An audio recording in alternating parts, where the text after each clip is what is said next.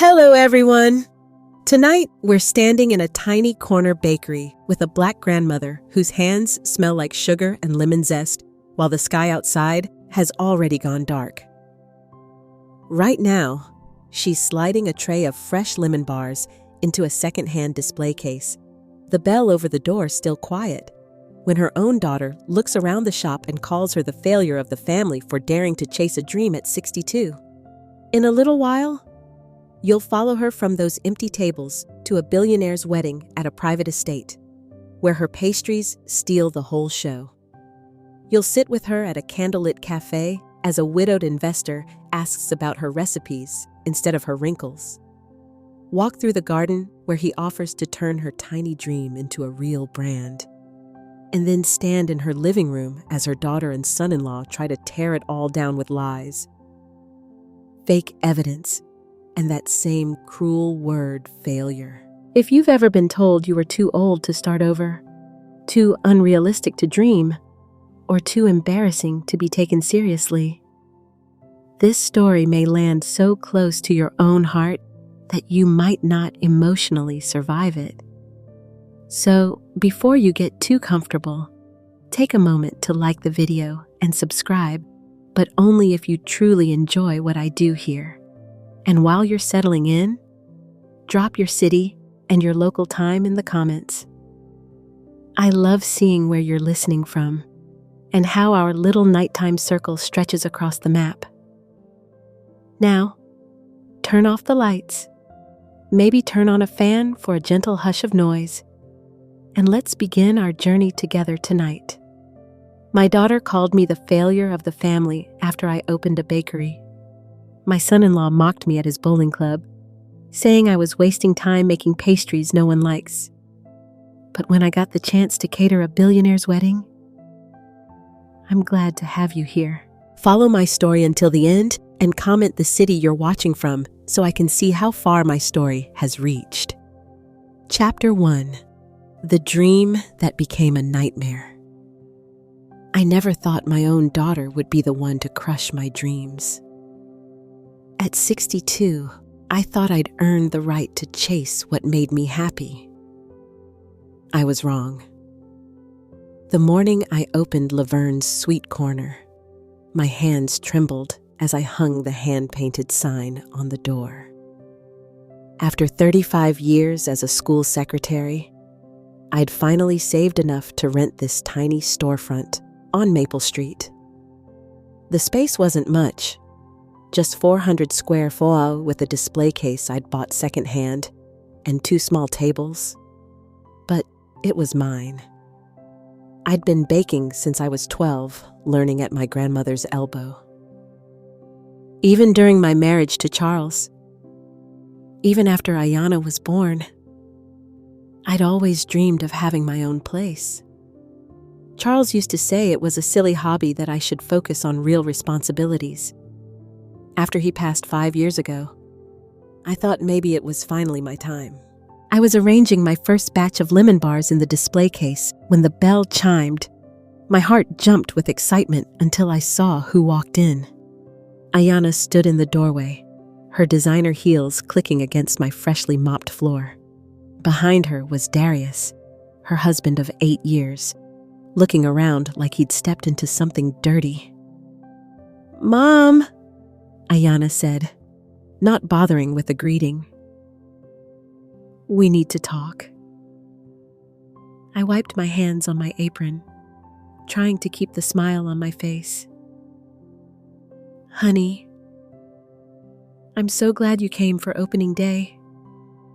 I made those chocolate chip cookies you used to love." "Stop." Her voice cut through me like ice. "Just stop with this whole charade." Darius crossed his arms, shaking his head. "Laverne, this is embarrassing. A woman your age playing bakery. It's not cute." The words hit me in the chest, but I kept my voice steady. "I'm not playing anything. Darius, this is my business." Ayana laughed, but there was no humor in it. "Business, Mom. Look around. This place is pathetic. The whole family is talking about it. What are you saying? I'm saying you're making a fool of yourself. And worse, you're making a fool of us. Ayana's eyes were cold, distant. Do you know what people are saying? That Charles's widow has lost her mind? That you're having some kind of breakdown? My throat tightened. I'm not having a breakdown. I'm following a dream I've had for 50 years. Darius snorted. Dreams are for young people. Laverne, you're 62. This is just sad. I felt something crack inside my chest. These were the people who were supposed to love me, support me. Instead, they were standing in my dream and telling me it was worthless. I think you both should leave, I whispered. Ayana stepped closer, her voice dropping to a cruel whisper. Listen to me carefully. Mom, this little fantasy of yours ends now. You're the family failure, and everyone can see it.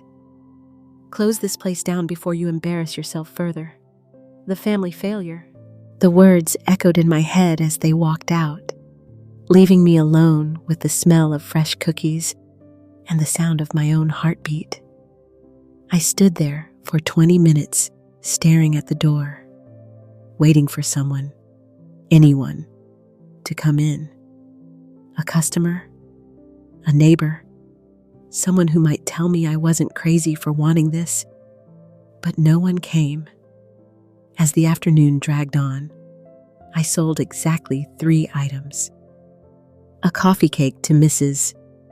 Henderson from down the street, 2 muffins to a teenager who seemed more interested in his phone than my baking, and a single cookie to a man who paid without even looking at me. By closing time, my feet ached, my back hurt, and my heart felt like it had been put through a meat grinder. I locked the door and sat at one of my little tables surrounded by unsold pastries. The words kept replaying in my mind. Family failure. Embarrassing. Pathetic. Maybe they were right. Maybe I was deluding myself, thinking I could start over at my age. Maybe this whole thing was just the desperate act of a lonely widow who didn't know what to do with herself. I picked up one of my lemon bars and took a bite. It was perfect. Tangy, sweet, with just the right amount of crumb. My grandmother's recipe, perfected over decades of practice. But what did it matter if no one wanted it? The silence of the empty shop pressed down on me like a weight. Tomorrow, I'd have to face this again.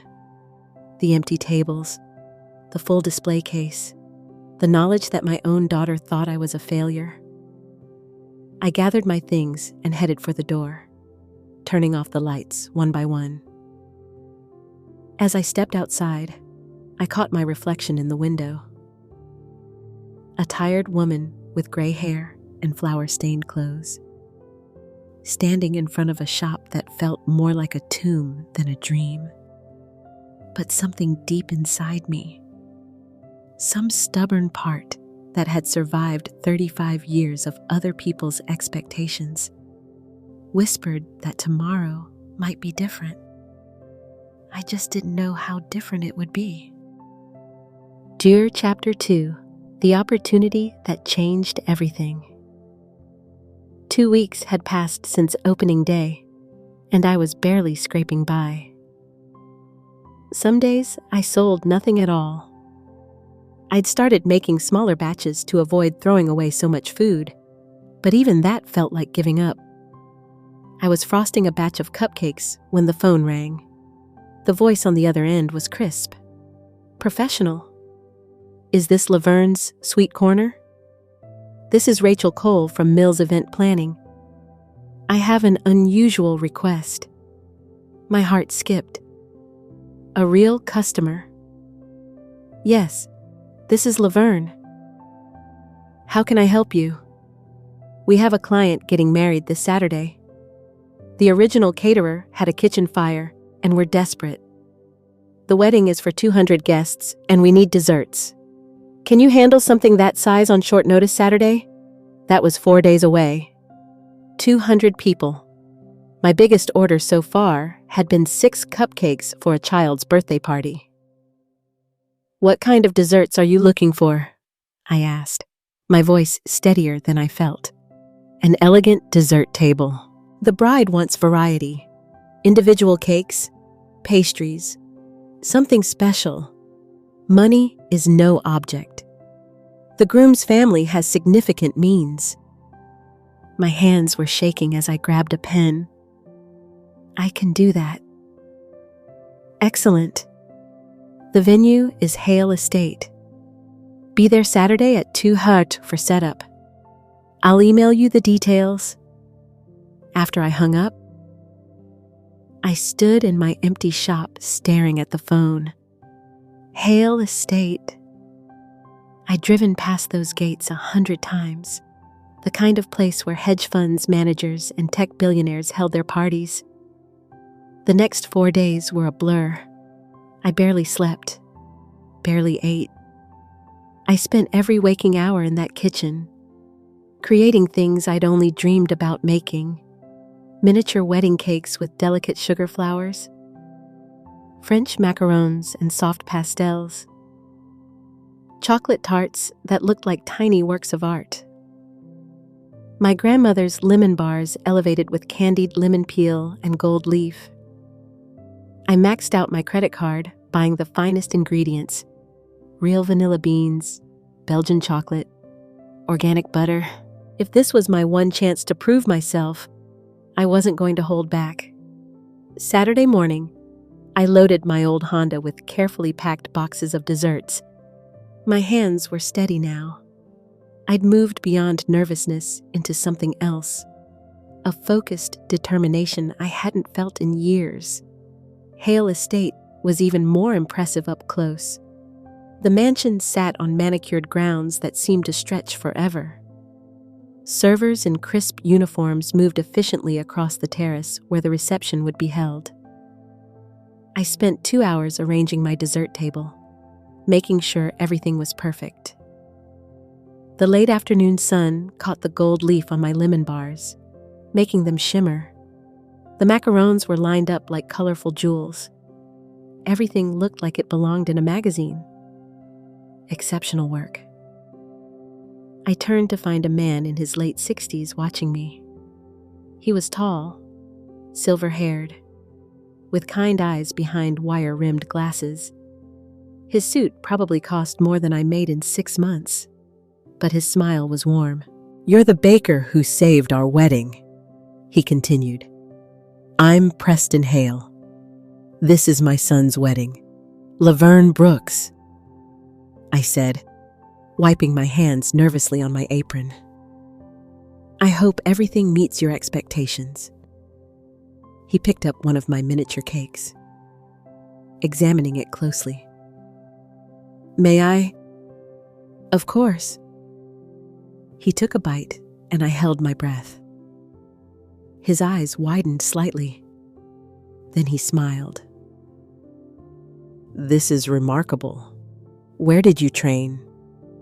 "My grandmother's kitchen," I said, feeling heat rise in my cheeks. "I don't have formal training. Sometimes the best education doesn't come from schools," he said quietly. He tried one of my lemon bars next, and I watched his expression change. "These are extraordinary. There's something special about them.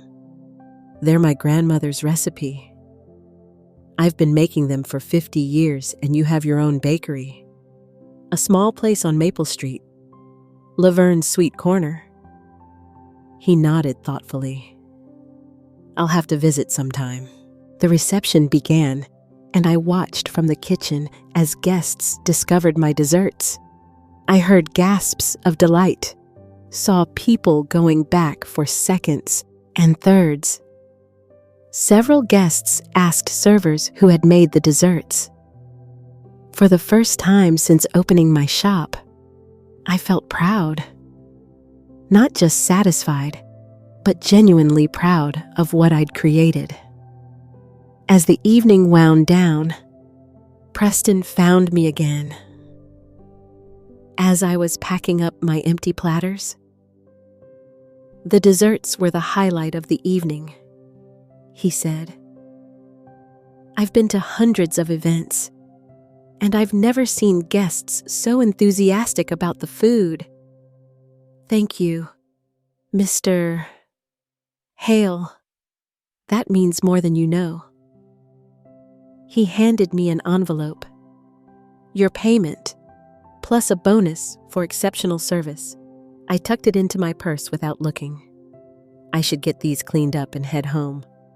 Laverne, he said, and something in his voice made me look up. Would you have coffee with me sometime? I'd like to hear more about your bakery. My heart did something strange in my chest.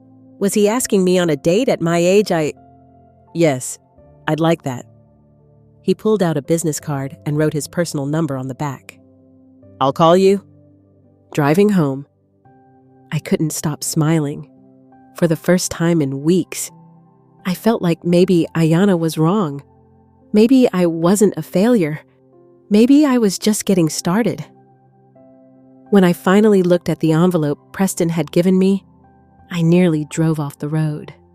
The check was for 3 times what I'd expected with a note. Thank you for reminding me that the best things in life are made with love. I sat in my car outside my little shop, looking at the dark windows.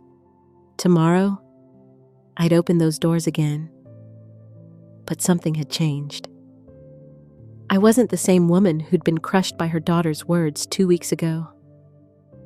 I was someone who had just created magic for 200 people. And apparently, I'd caught the attention of one very special man in the process. The question was, what would happen next? Chapter 3. A romance blooms. A daughter seeds. Preston called on Tuesday just as I was closing up the shop. His voice on the phone made my stomach flutter in a way I hadn't felt since I was a teenager. I've been thinking about those lemon bars for 3 days, he said, and I could hear the smile in his voice. Would Thursday evening work for that coffee? There's a quiet place downtown, Cafe Luna. I knew Cafe Luna. It was the kind of place Ayanna took her book club friends. Elegant. Expensive. Not somewhere a small-town baker usually went. I'd like that very much. Thursday evening, I stood in front of my closet for 20 minutes trying to decide what to wear. Everything seemed too casual or too fancy. Finally, I chose a simple navy dress that Charles had always liked, paired with my grandmother's pearl earrings. Preston was already waiting when I arrived, standing as I approached the table. That old-fashioned courtesy made my heart skip. You look lovely, he said, pulling out my chair. Thank you. This place is beautiful. I thought you might enjoy it. I come here sometimes when I need to think, over coffee and pastries that couldn't hold a candle to what I made in my own kitchen. Preston told me about his life. He'd been widowed for 8 years, had built his investment company from nothing, and spent most of his time these days traveling between his various properties. It sounds lonely, I said without thinking, then blushed. I'm sorry. I didn't mean no. You're right. It is lonely. His eyes met mine. What about you? Do you get lonely in that little shop of yours? I thought about the empty tables, the quiet afternoons, the way my heart sank every time the door stayed closed for hours sometimes. But when I'm baking, I feel like I'm exactly where I'm supposed to be. That's a rare gift, knowing your purpose. We talked for 2 hours about everything and nothing. He asked about my grandmother's recipes, about my dreams for the bakery, about the books I love to read. I found myself laughing more than I had in months. As he walked me to my car, he said, "Would you have dinner with me Saturday? There's a restaurant I think you'd enjoy." "I'd love to." The next morning, I was humming as I arranged fresh scones in the display case when Ayana stormed through my door like a hurricane. "What the hell do you think you're doing?" she demanded, her face flushed with anger. "Good morning to you, too, sweetheart. I'm working. Don't play dumb with me, Mom. Denise Harper saw you at Cafe Luna last night with a man." My hands stilled on the scones. Denise Harper was the biggest gossip in Ayana's social circle. Of course, she'd seen us. "I had coffee with a friend." "A friend?" Ayana's voice rose. "Mom, you can't be serious. You're 62 years old. This is humiliating." The familiar sting of her words hit me. But this time, I felt something else alongside the hurt. Anger. Humiliating to whom? To you. Yes, to me. To our whole family. First, this ridiculous bakery. Now you're chasing after men like some desperate stop. My voice was sharper than I'd ever used with her. "Don't you dare finish that sentence!"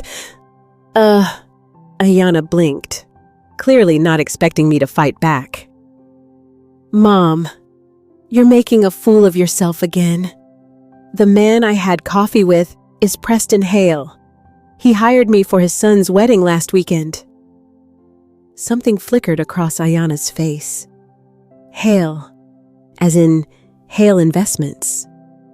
Yes. I watched the wheels turning in her head. The Hale name carried weight in our town. "Serious money, serious influence. What does he want with you?" she asked, her tone changing from anger to suspicion.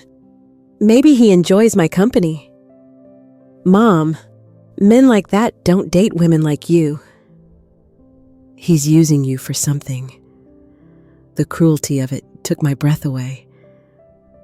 Women like me. As if I were some pathetic creature unworthy of affection. "I think you should leave," I said quietly.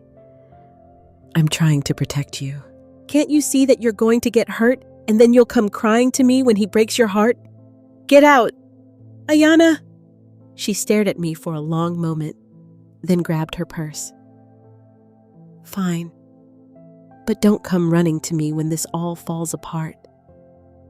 You've made your choice." After she left, I sat at one of my small tables, my hands shaking. Her words echoed in my head. Women like you. Desperate, making a fool of yourself. But then I remembered how Preston's eyes had lit up when I talked about my baking, how he'd listened to every word like it mattered, how he'd made me feel interesting, valuable, worth his time. Saturday evening arrived and Preston took me to a small Italian restaurant I'd never heard of. The owner greeted him by name and led us to a quiet corner table. "This place doesn't look like much," Preston said.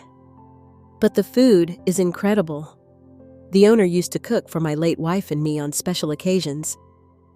Throughout dinner, he asked about my week, my plans for the bakery, my thoughts on everything from books to music. He told me about his travels, his business, but more importantly, about the loneliness he'd carried since his wife died. "Margaret would have loved you," he said as we shared tiramisu. "She always said the most interesting people were the ones who created things with their hands." My cheeks warmed. "I'd like to think so. Would you like to see the gardens at my house sometime Margaret designed them? They're at their peak right now." "I'd love that." As he drove me home, I felt lighter than I had in years. This kind, intelligent man was interested in me. Not my money, not my connections. I had neither, just me. But as we pulled into my driveway, I saw Darius's truck parked across the street. My stomach sank. "Is everything all right?" Preston asked, noticing my expression. "My son-in-law. He's probably here on my daughter's behalf." Preston's jaw tightened. "Would you like me to stay?" "No, but thank you. I can handle this." He squeezed my hand. "Call me if you need anything. Anything at all." Darius appeared the moment Preston's car disappeared around the corner. "Having fun playing house with rich old men?" he said, not bothering with pleasantries. "What do you want?" "Darius, to talk some sense into you before you make an even bigger fool of yourself." He stepped closer, trying to intimidate me. "Morin told me about your little boyfriend. You think we're stupid. You think we don't know what's really going on here? I have no idea what you're talking about. He's slumming Laverne. Rich guys like that, they don't settle down with broke bakery owners. They use women like you for entertainment, then move on to someone their own speed." His words hit like physical blows, but I kept my face neutral. "When he's done with you, you'll still be stuck with this failing business, and no dignity left. Is that really what you want? I want you to leave my property. I'm trying to help you here. Close the bakery. Stop embarrassing the family before it's too late." I looked at this man who had married my daughter, who had never shown me an ounce of respect, who was standing on my property telling me how to live my life. "Get out," I said firmly, "and don't come back." As I watched him drive away, I felt the familiar doubt creeping in. What if they were right? What if Preston was just amusing himself with the simple baker? What if I was setting myself up for heartbreak? But then I remembered the way he'd looked at me across the dinner table. The gentleness in his voice when he talked about his wife. The way he'd asked about my dreams like they mattered. Tomorrow I would see him again. And despite everything my daughter and her husband had said, I was going to let myself hope. Chapter 4: The Business Proposal and Family Sabotage. Preston's garden was a masterpiece. Roses climbed trellises in perfect spirals, and lavender-lined stone pathways that wound between beds of flowers I couldn't even name. We walked slowly in the late afternoon sun, his hand occasionally touching my elbow to guide me along the path. "Margaret spent 15 years creating this," he said, stopping beside a fountain surrounded by white peas. "She said gardens were like relationships. They required patience, attention, and faith that something beautiful would grow." I touched one of the payee blooms, soft as silk. "She sounds wonderful." She was, but she's been gone 8 years now, and I think she'd want me to be happy. He turned to face me. "Laverne, I need to tell you something." My heart jumped. Was this where he'd tell me Darius was right? That this had all been some kind of entertainment? "I've been thinking about your bakery, about your talent." He paused, seeming to choose his words carefully. "What would you say if I told you I'd like to invest in your business?" I'd say, "I don't understand." He smiled. "I've spent 40 years building companies." Recognizing potential. What you have is rare. Genuine talent combined with authentic passion. Your desserts at the wedding weren't just food. They were art. We sat on a stone bench beside the fountain. The sound of water trickling was soothing, but my heart was racing. I'm proposing a partnership, he continued. I provide the capital to expand. You provide the creativity and expertise. We could start with 3 or 4 locations, build a real brand. Laverne's could become a household name. I stared at him, unable to process what he was saying. Preston, I appreciate the offer, but I don't know anything about running multiple businesses. I can barely manage one little shop. That's what managers are for. Your job would be what you love. Creating recipes, maintaining quality, being the heart of the brand. He took my hand. Think about it. You could reach thousands of people with your baking instead of dozens. The possibility was intoxicating. Multiple locations, real success. Proving to Ayanna and Darius that I was more than they ever imagined. Why would you do this for me? Because I believe in you. And because he hesitated. Because I'm falling in love with you, and I want to see you succeed. The words hung in the garden air like something fragile and precious. I felt tears sting my eyes. I'm falling in love with you, too, I whispered. He leaned over and kissed me then, gentle and sweet, and I felt like a young woman again. That evening, I floated through my house making tea and trying to process everything that had happened. Preston loved me. He wanted to invest in my business.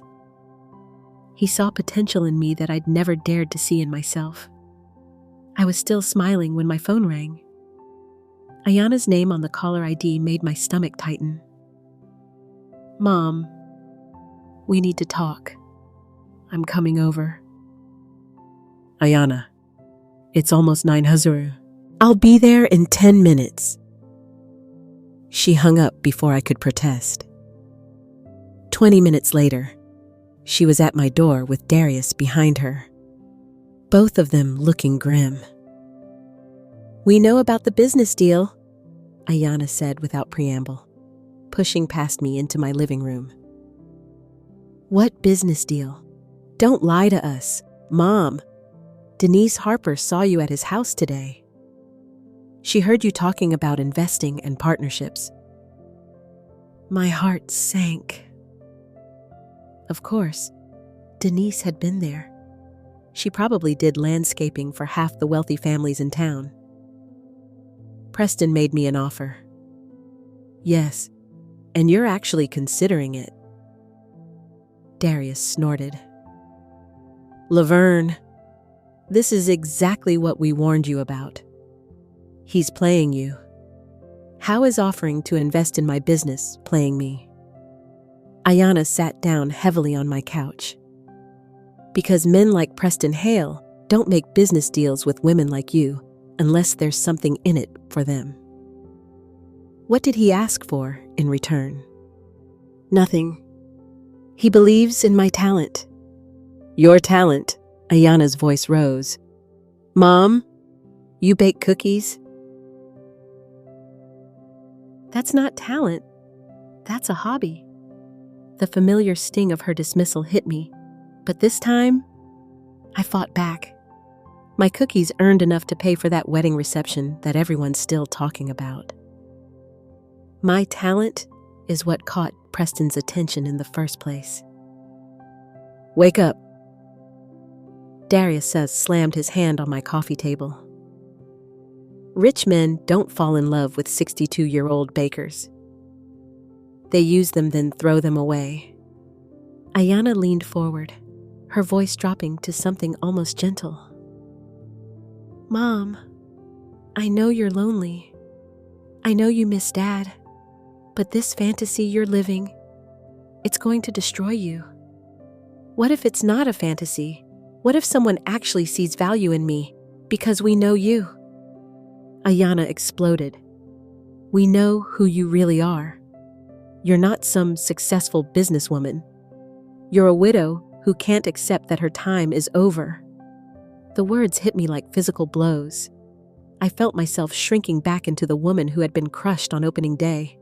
And there's something else, Ayana continued, her voice turning cold. Something you need to know about your precious Preston. She pulled out her phone, scrolling through it with practiced efficiency. I did some research.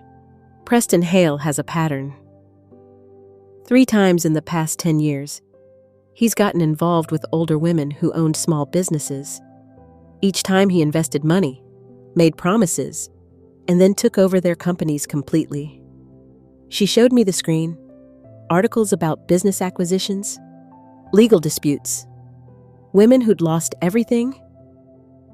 He targets lonely widows with small businesses, Darius added. Gets them to sign partnership agreements that gradually give him more control until they own nothing. My vision blurred. The articles looked real. The women's stories heartbreakingly familiar. Was I really just another Mark I woman lost her family's century-old vineyard? Ayana continued. Another lost a boutique hotel that had been in her family for 3 generations, and they all thought he loved them, too. I stared at the phone screen, my hands shaking. These could be about anyone. Mom, look at the names. Look at the dates. This is his pattern.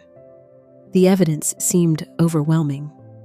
My fairy tale romance suddenly felt like a cruel joke. Had I really been so desperate for love that I'd fallen for an elaborate con? We're trying to protect you, Ayana said. Her voice softer now. We don't want to see you get hurt. I looked at my daughter, at the concern in her eyes, and felt everything I'd built over the past few weeks crumble. What do you think I should do? End it, Darius said immediately. Before you sign anything. Before he gets his hooks in any deeper. And close the bakery, Ayana added. Use what you have left to retire properly. Stop trying to be something you're not. I sat there in my living room, surrounded by the doubt they'd planted, feeling smaller and more foolish by the minute. Had Preston really been playing me? Had I been so starved for attention that I'd ignored obvious warning signs? I need time to think, I said finally. Don't take too long, Darius said as they prepared to leave. Men like that, they move fast once they've got their target hooked. After they left, I sat in my quiet house, staring at the business card Preston had given me weeks ago, his personal number written in his careful handwriting. Was the man who had kissed me in his garden, who had told me he was falling in love with me, really just a predator? Were all those moments of connection, of feeling valued and desired, just part of an elaborate manipulation? I picked up my phone 3 times to call him and put it down 3 times. What would I say that my daughter had evidence he was a fraud, that I couldn't trust my own judgment outside my window? The street was quiet and dark, just like my future suddenly seemed to be. Tomorrow, I would have to decide. Trust my heart or trust my family's warnings. Either way, I was terrified I'd be making the biggest mistake of my life. Chapter 5. The Truth Unveiled. I barely slept that night. Every time I closed my eyes, I saw those articles Ayana had shown me, heard Darius's words about predatory men who targeted lonely widows. By morning, I felt hollow and confused. Preston called at 9 just as I was mechanically arranging day-old pastries in my display case. Good morning, beautiful. His warm voice came through the phone. I was hoping we could have lunch today. There are some details about the expansion I'd like to discuss with you. My throat tightened. Was this how it started with the other women, business discussions that gradually stripped away their control? Preston, I need some time to think about your offer. Silence.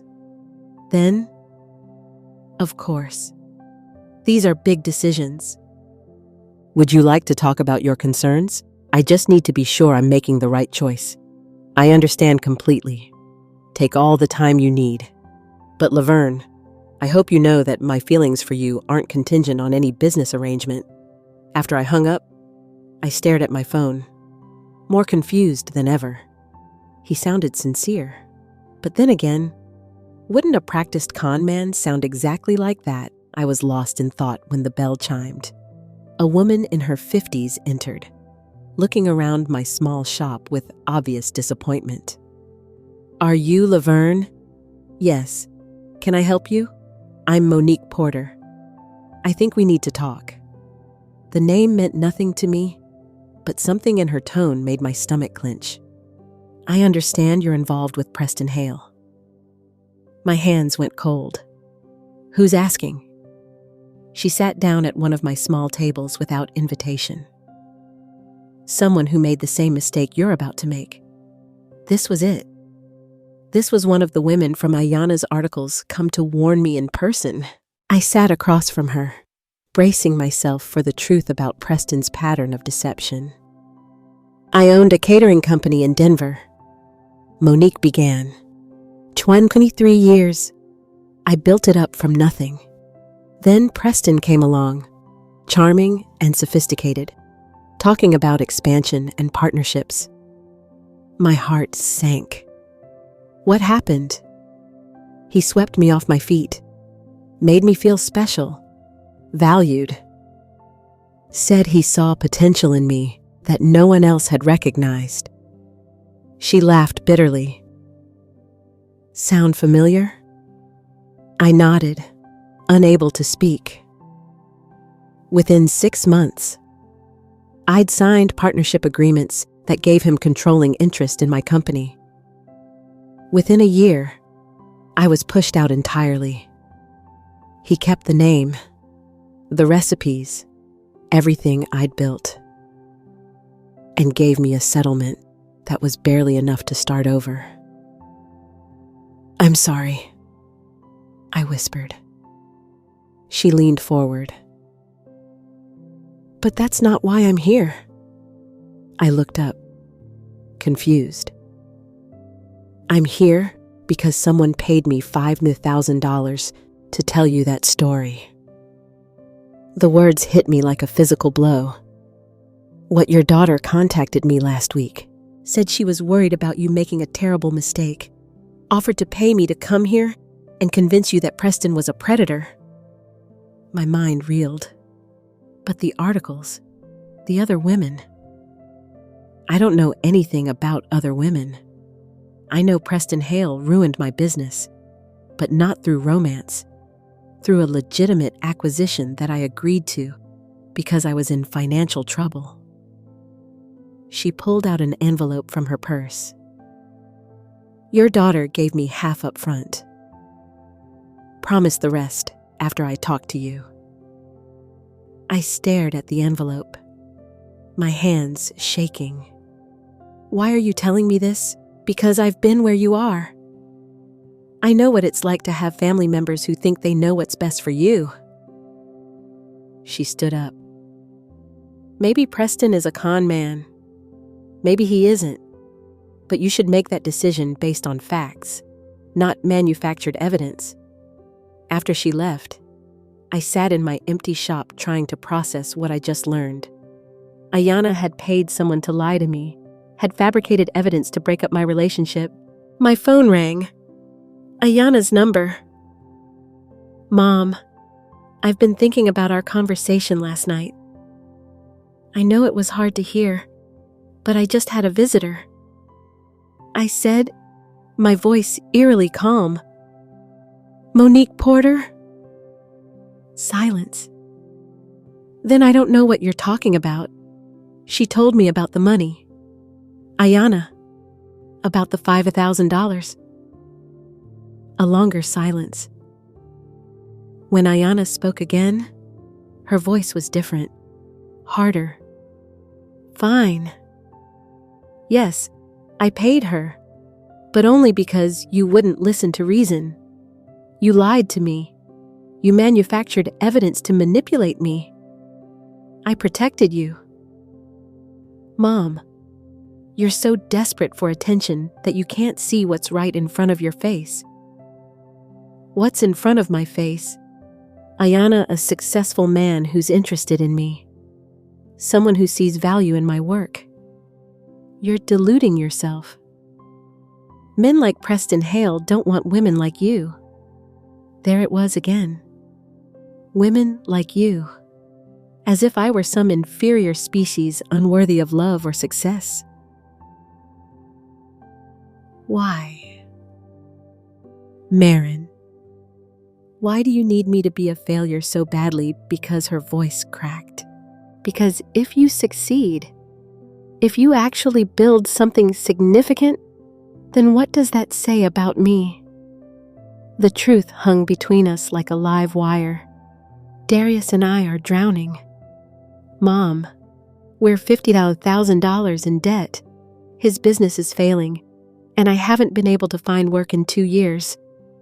We hoped that when you got tired of playing bakery, you'd sell the house and help us. My breath caught. So, this has nothing to do with protecting me.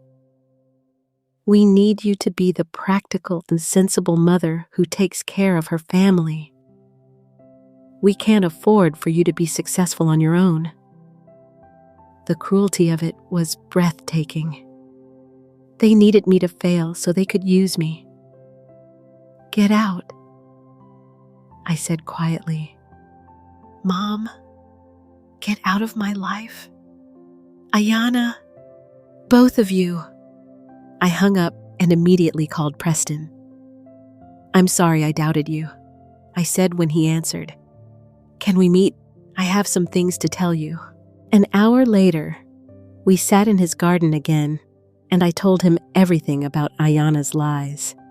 About Monique Porter, about the financial desperation that had driven my daughter to sabotage my happiness. Preston listened without interruption, his expression growing darker with each revelation. I'm so sorry, he said when I finished. No one should have to choose between family and their own well-being. I feel like such a fool. You're not a fool. You're a woman who wanted to believe the best about people she loved. He took my hands. The question now is, what do you want to do about my offer? I looked into his kind eyes, thinking about everything that had brought me to this moment. The dream that had sustained me through a loveless marriage. The courage it had taken to open my shop. The joy I felt when I created something beautiful with my own hands. I want to build something extraordinary. I said with you. He smiled and pulled out a folder from his briefcase. Then let's start planning. As we spread the papers across his garden table, lease agreements for potential locations, marketing concepts, financial projections, I felt something I'd never experienced before. Not just hope, but certainty. I was done being small, done accepting other people's limitations on my life, done letting fear masquerade as love. Ayanna had made her choice. Now I was making mine. But as we worked late into the evening, planning the future, I'd never dared to dream. I couldn't shake the feeling that my daughter wouldn't give up easily. People that desperate rarely did. The war for my life was just beginning. Chapter 6. Sweet Victory. 1 year later, I stood in the flagship location of Laverne's Sweet Corner in downtown Charleston, watching the morning rush of customers line up for our signature lemon bars and artisanal coffee. The space was 3 times larger than my original shop, with exposed brick walls, crystal chandeliers, and display cases filled with confections that looked like jewelry. Through the floor-to-ceiling windows, I could see the construction crew putting finishing touches on our 4th location across the street. By next month, we'd have 7 Laverne's Sweet Corner locations across 3 states, with plans for a dozen more by year's end. The wedding cake consultation is here, my assistant manager informed me, gesturing toward a young couple waiting nervously by the specialty cake display. I smiled, smoothing my tailored jacket. These consultations were still my favorite part of the business, helping couples create something perfect for their special day, just like Preston had done for me, though I hadn't known it at the time. After the consultation, I drove to the house Preston and I now shared, a beautiful colonial on 5 acres outside the city. We'd married 6 months ago in a small ceremony in his garden, surrounded by flowers and the few friends who truly mattered. No family from my side had attended. I found Preston in his study, reading over acquisition reports for a tech startup he was considering. At 69, he showed no signs of slowing down, though he'd handed over day-to-day operations of his investment firm to focus on what he called passion projects, like my bakery empire. "How was the consultation?" he asked, pulling me down onto his lap. "Perfect. A spring wedding, 200 guests. They want the full Laverne's experience, which will probably cost more than my first car." I laughed. "Your first car was a BMW. Preston, that's not exactly a fair comparison." These quiet moments together still amazed me. A year ago, I'd been standing alone in an empty shop, wondering if my own daughter was right about me being a failure. Now, I was building something that would outlast us both. My phone buzzed with a text message. Unknown number, but I recognized the area code. My old hometown. "Mom, I know you don't want to hear from me, but I need you to know I'm sorry. Can we please talk? Ayana." I showed the message to Preston, who frowned. "She's been trying to reach you for months." "I know. What do you want to do?" I stared at the message, remembering the daughter who used to help me bake cookies when she was small, who used to tell me I made the best birthday cakes in the world. That little girl had grown into a woman who saw my success as a threat to her own survival. I typed back, "I wish you well, but we have nothing to discuss." Then I blocked the number. Preston squeezed my hand. That couldn't have been easy. It was easier than I expected. She made her choice when she tried to destroy my happiness. I'm making mine now. That evening, we attended the grand opening of Laverne's Sweet Corner location number 5. The mayor was there, along with food critics from 3 major newspapers and a photographer from Southern Living magazine. As I cut the ribbon, cameras flashed and a crowd of customers applauded. "Mrs.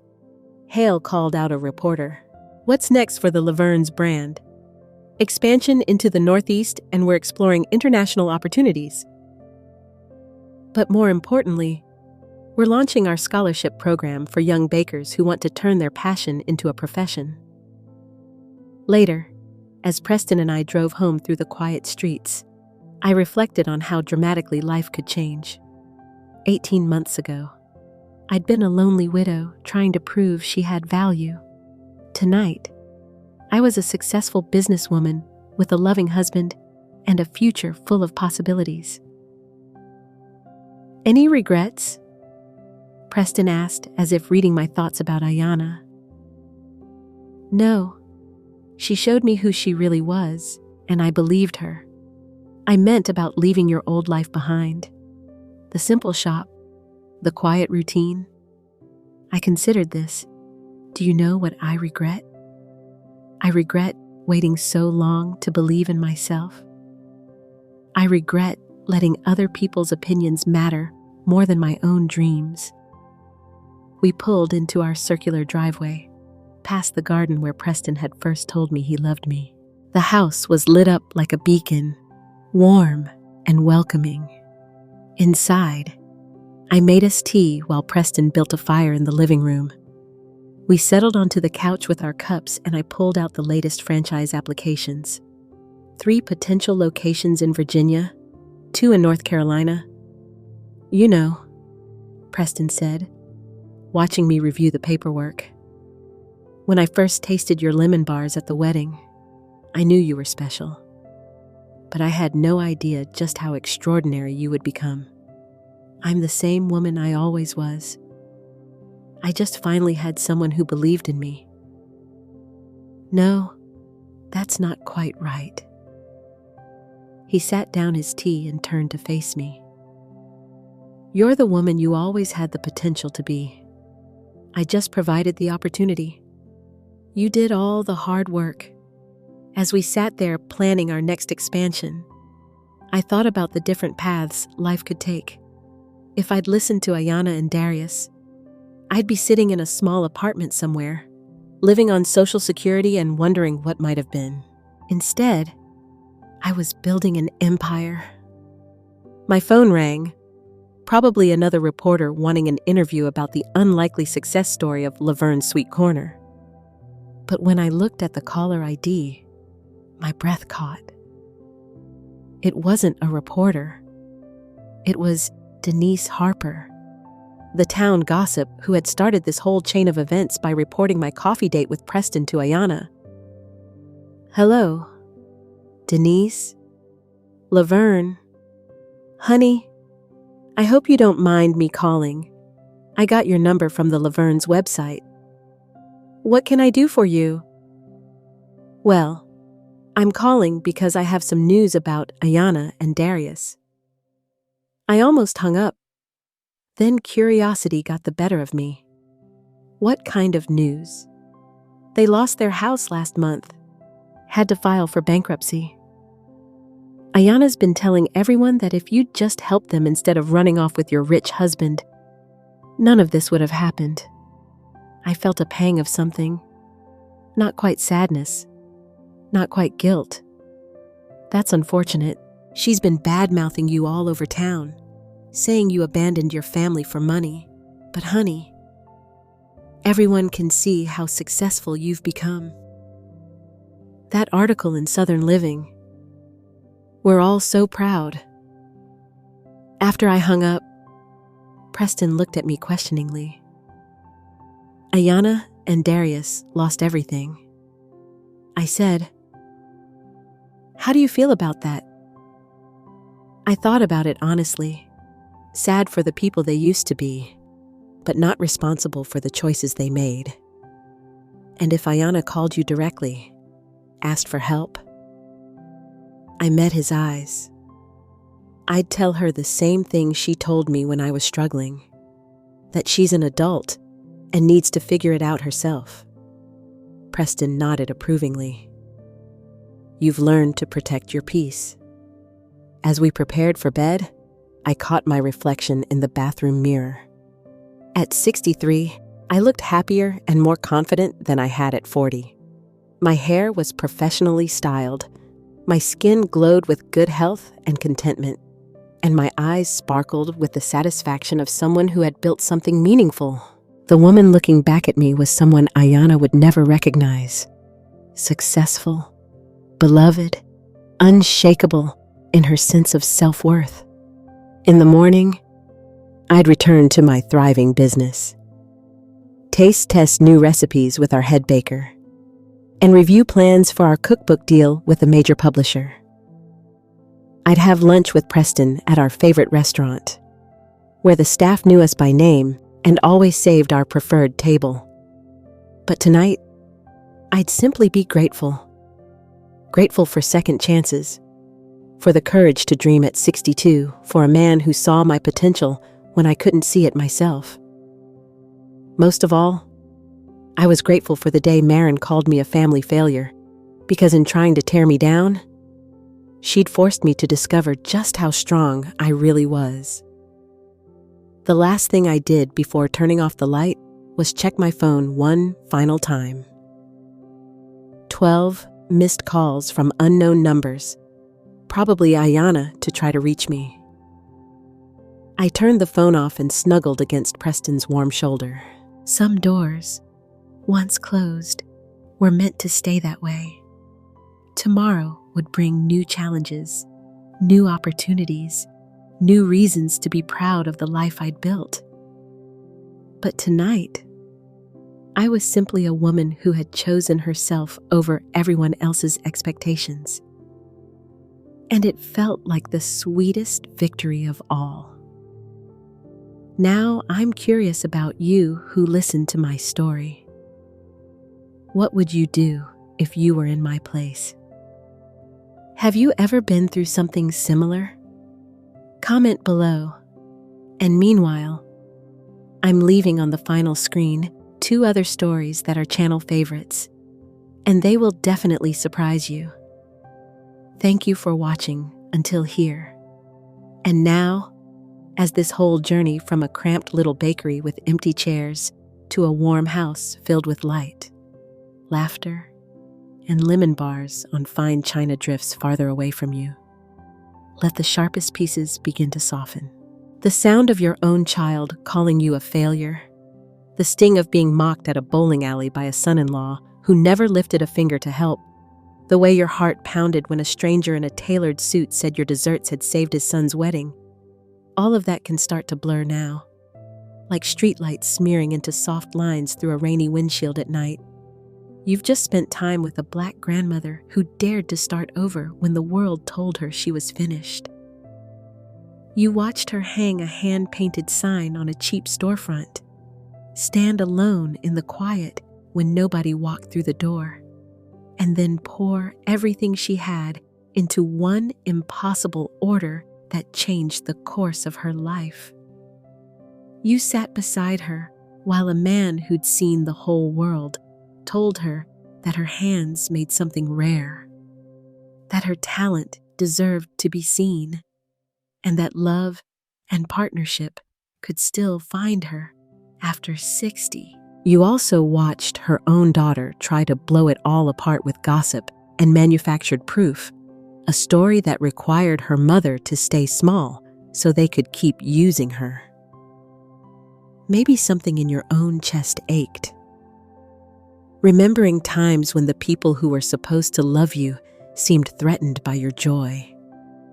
If anyone has ever needed you to doubt yourself so they could feel bigger, or acted like your dreams were an embarrassment to the family, let this settle over you like a warm blanket. You are not the failure. You are not the problem that needs to quiet down. You are allowed to grow, to change, to become someone your past would barely recognize, even if it makes other people uncomfortable. So, wherever you are right now, lying in bed, curled on the couch, or listening in the dark with your eyes already heavy, notice how your body begins to let go. Let your shoulders drop. Unclench your jaw. Let your hands rest instead of brace. Let each breath come in slowly and leave even slower, like waves sliding in and out along a quiet, moonlit shoreline, or like a bakery door gently closing at the end of a long, satisfying day.